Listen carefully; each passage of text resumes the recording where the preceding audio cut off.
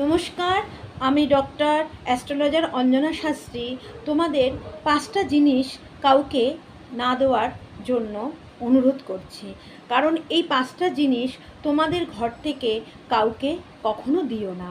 বিশেষ করে আমরা যারা মহিলারা আছি, আমাদের কাছে অনেকেই এই জিনিসগুলো চেয়ে থাকে।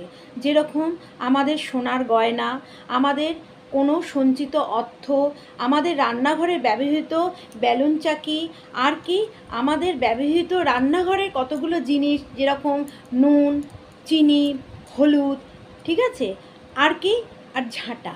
এই 5টা জিনিস তোমরা যতই তোমাদের পরিচিত লোক হোক না কেন, তোমরা এই 5টা জিনিস কখনোই দিও না। আর যদি তোমরা দিয়ে থাকো, তোমরা বুঝতে পারবে তোমাদের জীবনের অনেকখানি অর্থের অভাব দেখা দেবে, এবং তোমাদের স্বামী স্ত্রীর মধ্যে, এবং তোমাদের সন্তান, এবং তোমাদের যারা বড়রা আছেন বাড়িতে তাদের সঙ্গে, গুরুজনদের সঙ্গে তোমাদের একটা অশান্তি এবং পারিবারিক একটা কলহ শুরু হয়ে যাবে।